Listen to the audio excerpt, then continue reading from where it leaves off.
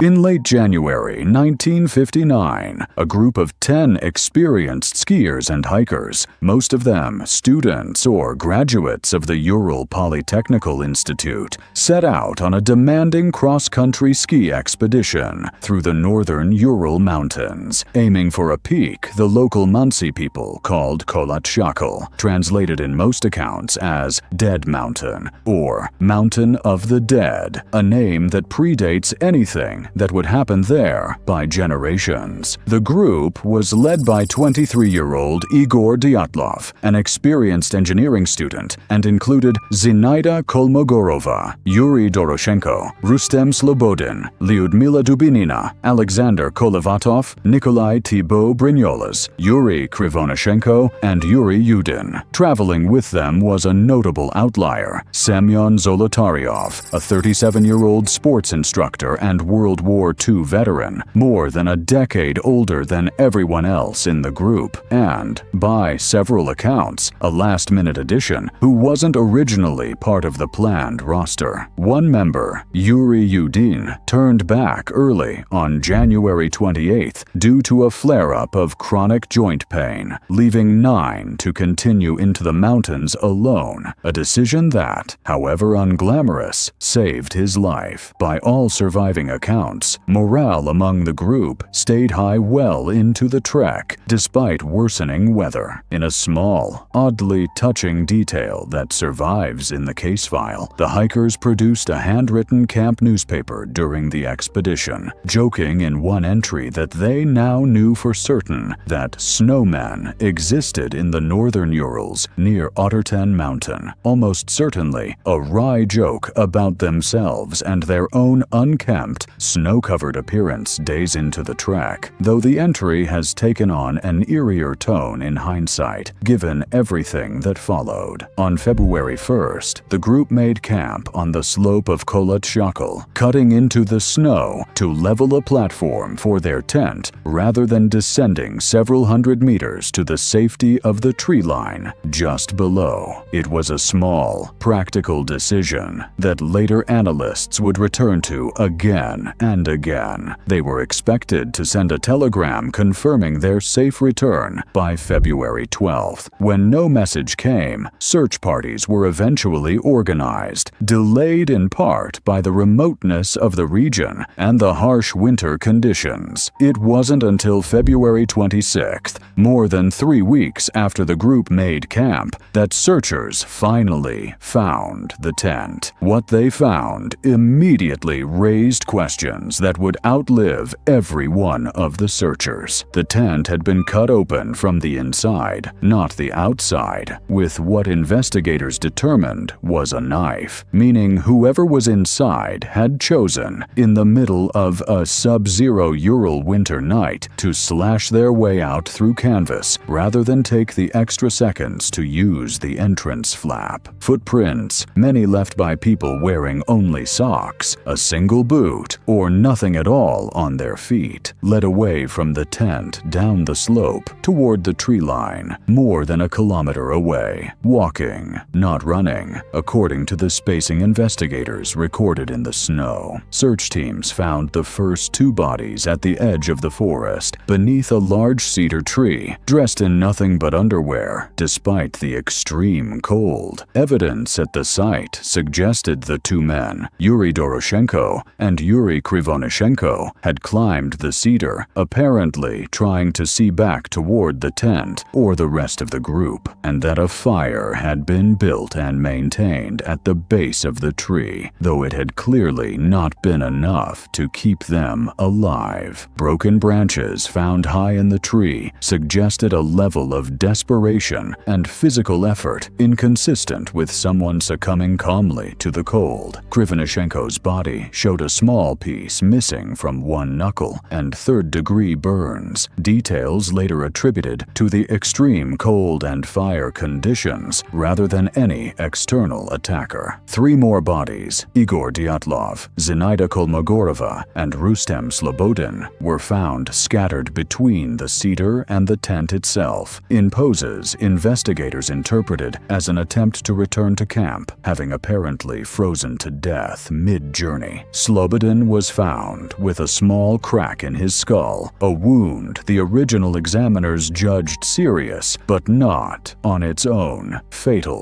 overshadowed at the time by hypothermia as the more immediate cause of death for all 5 bodies recovered that winter. Investigators also noted a detail that has never fit neatly into any explanation. Several of the recovered dead appeared to have taken clothing from members of the group who died first, redressing themselves in borrowed layers as the night went on, suggesting a chaotic, extended struggle for survival rather than a single, sudden event. It would take investigators until May, nearly 3 months after the group vanished, and the spring snowmelt to locate the final 4 bodies found together in a ravine under several meters of snow, roughly 75 meters deeper into the woods past the cedar tree. It's these final 4 bodies that turned the Dyatlov Pass incident from a tragic mountaineering accident into one of the most enduring unsolved mysteries of the 20th century. 2 of the 4 had suffered severe chest fractures. 1 had a fatal skull fracture. The force required to cause that level of internal trauma, according to the original Soviet autopsy findings, was compared by the examining pathologist to the kind of blunt force typically seen in a serious vehicle collision. And yet none of these 4 bodies showed any corresponding external wounds, bruising, or soft tissue damage on their skin consistent with a fall, a beating, or an impact from a rigid object. It was, in the words used at the time, as though the injuries had come from the inside without a mark left on the outside. Adding to the strangeness, one of the women recovered from the ravine, Lyudmila Dubinina, was missing her tongue, her eyes, part of her lips, and facial tissue, along with a fragment of skull bone. Zolotaryov, too, was missing both eyeballs, and Kolovatov's eyebrows had been removed entirely, exposing bone beneath. Investigators at the time, and researchers since, have argued these specific injuries were consistent with several months of exposure, scavenging animals, and decomposition in a running mountain stream at the base of the ravine. The forensic examiner, who conducted the original post-mortems, concluded the soft tissue damage had occurred after death, based on the position of the bodies in the water, while others have maintained the specific combination never sat comfortably with a purely natural explanation. Investigators also found that the dead had continued sharing resources with each other, even in their final hours. Dubinina's foot was found wrapped in a strip cut from Krivonishenko's trousers, and Zolotaryov was found wearing Dubinina's own coat and hat, clothing apparently redistributed from the earlier dead to those still struggling to survive. Zolotaryov himself has become one of the case's most persistent side mysteries in his own right. Unlike the rest of the group, he wasn't a young Polytechnical Institute student. He was a war veteran in his late 30s, a late and somewhat unexplained addition to the roster, traveling with a camera he apparently grabbed on his way out of the tent, even as he left behind other basic survival gear. Some researchers have found the combination of his age, his military background, and the unresolved question of exactly why he joined this specific expedition suspicious enough to build entire alternate theories around him, including one persistent, unverified claim that he and 1 or 2 other group members were secretly engaged in an intelligence operation timed to coincide with the hike, a theory that has never produced any corroborating documentation, and that most serious researchers treat as speculation layered onto an already thin biographical record. Several of the recovered items of clothing were later found to carry elevated levels of radioactivity, a detail that fed years of speculation, though investigators also noted that one member of the group had previously lived in a village affected by the real 1957 Kishtim nuclear disaster, and that another had worked on related contamination cleanup, a mundane potential source for the reading sightings that gets far less attention in retellings than the radiation detail itself. There's one more detail from that night that has never fit cleanly into any single theory. Hikers from a separate expedition camped roughly 50 kilometers away reported seeing unusual, glowing orange spheres moving through the night sky at some point during the same window. The Dyatlov group is believed to have died. Some researchers have proposed a mundane explanation involving Soviet R-7 intercontinental missile testing, since the group's route lay along a documented flight corridor connecting the Baikonur Cosmodrome to a nuclear testing ground further north, the same missile program that would go on to launch Sputnik just 2 years earlier. Lev Ivanov, the original lead investigator on the 1959 case, admitted decades later in a 1990 interview conducted after the fall of the Soviet Union that he had personally been ordered by his superiors to close the case quickly and classify the findings, and that he privately suspected the reported flying spheres were connected to the deaths in some way. He was never permitted to investigate further. One of the closest things the entire case has to an actual insider admission that something about the official story was incomplete. The official 1959 Soviet inquest, after considering the physical evidence, closed the case with a finding that has become almost as famous as the incident itself. The deaths, investigators concluded, were caused by a compelling natural force,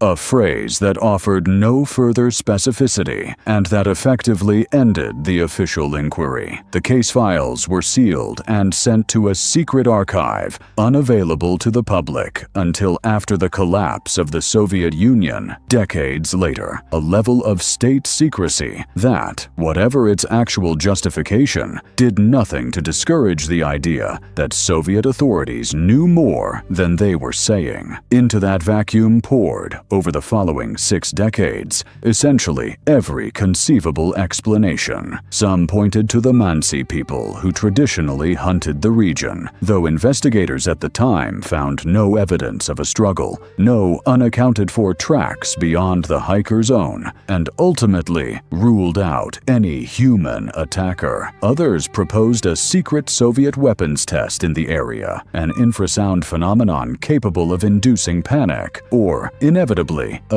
Yeti-like creature, fueled in part by a blurry photograph developed from one of the hiker's own cameras that some researchers have interpreted as showing a strange figure in the darkness, though most photographic analysts consider it far more likely to be a processing artifact or a misidentified member of the search party. Between 2015 and 2019, a separate, more methodical review of the original case evidence was quietly conducted by experienced investigators from Russia's investigative committee at the request of the victims' families, well before the government's formal 2019 reopening of the case made headlines. That review, which included an experienced alpinist among its investigators, confirmed that wind conditions on the night of the tragedy had reached near hurricane force in the range of 20 to 30 meters per second, extreme enough on its own to explain why a group of experienced hikers might make an unusual and ultimately fatal decision about where and how urgently to seek shelter. That same review also identified a significant complication for the original tent location record. Investigators found conflicting accounts of exactly where within the ravine the final 4 bodies had actually been discovered, with 2 candidate locations described in different documents, one just far enough from the cedar tree that a conversation there couldn't have been overheard by the 2 hikers who died first, and another close enough that it plausibly could have been. For decades, the leading natural explanation, a conventional avalanche, struggled to fully satisfy investigators and independent researchers alike for reasons that were entirely legitimate. legitimate. Search teams found no obvious avalanche debris at the scene. The slope above the tent measured under 30 degrees, shallower than what typically triggers a traditional slab release. And if an avalanche had struck, it appeared to have done so hours after the hikers made camp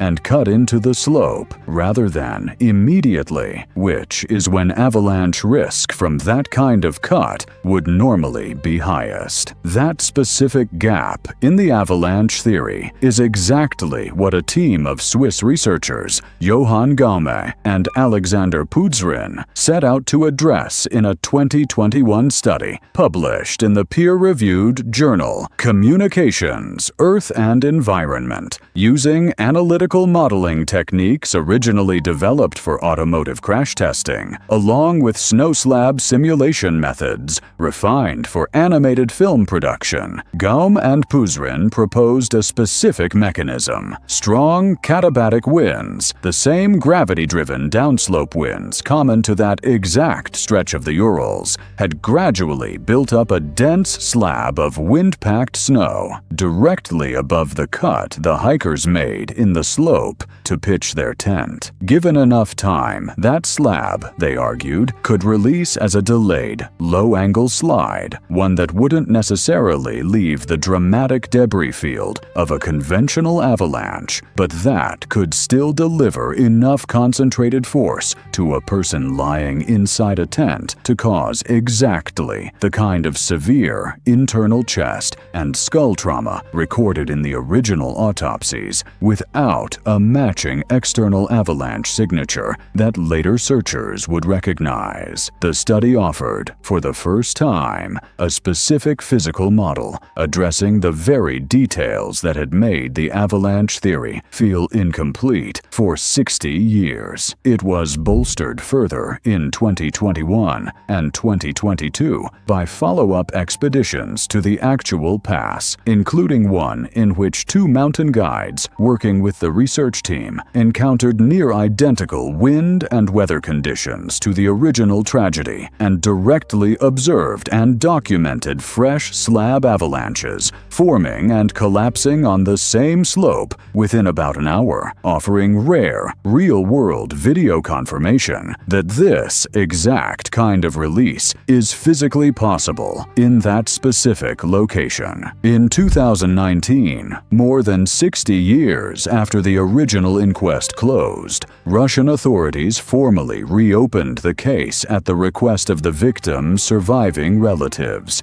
examining only three possible natural explanations: an avalanche, a slab avalanche, or a hurricane-force wind event, while explicitly ruling out the possibility of murder from the outset. The prosecutor leading that renewed investigation, Andrei Kuryakov, ultimately arrived independently at a version of the same slab avalanche theory. Even so, the finding has failed to fully satisfy a large portion of the Russian public and international researchers, in part because the original government explanation had been so vague for so long that any tidy modern answer risks looking to a skeptical audience like a second cover story replacing the first. Not every researcher considers the matter closed, even setting aside conspiracy-minded objections. Some independent analysts have pointed out that the tent's actual position, close to a ridge spur, would have limited the amount of snow available to build the kind of slab the Swiss researchers modeled, and have argued that Dyatlov himself, along with the notably experienced Zolotaryov, would have been unlikely to pitch camp anywhere they judged to carry real avalanche risk. Others have noted that the specific walking pattern of the footprints leading away from the tent looks more consistent with a calm, deliberate retreat than a group fleeing in the kind of immediate panic an avalanche typically produces. None of these objections have produced a rival theory with anything close to the physical rigor of the 2021 avalanche model, but they've kept the case from fully closing in the eyes of many longtime researchers, even those who accept that a super supernatural or intentional harm explanation is vanishingly unlikely. What makes the Dyatlov Pass incident different from most enduring mysteries is that the physical evidence was never really in dispute. The tent, the footprints, the autopsy findings, and the timeline have remained essentially consistent since 1959. What changed 6 decades later wasn't the evidence. It was a small team of scientists finally building a physical model precise enough to explain how ordinary snow and wind, acting on a single small decision to cut a flat spot into a slope, could produce injuries so severe that a generation of investigators found it easier to believe in weapons tests and Yetis than in the mountain itself. So, did 9 experienced hikers really die because of a rare, hard-to-detect slab avalanche triggered by their own tent placement? A genuine, if delayed, answer that took physicists 60 years and Cold War secrecy to finally piece together? Or does a compelling natural force still sound, even now, like exactly the kind of phrase a government reaches for when it already knows more than it's willing to say?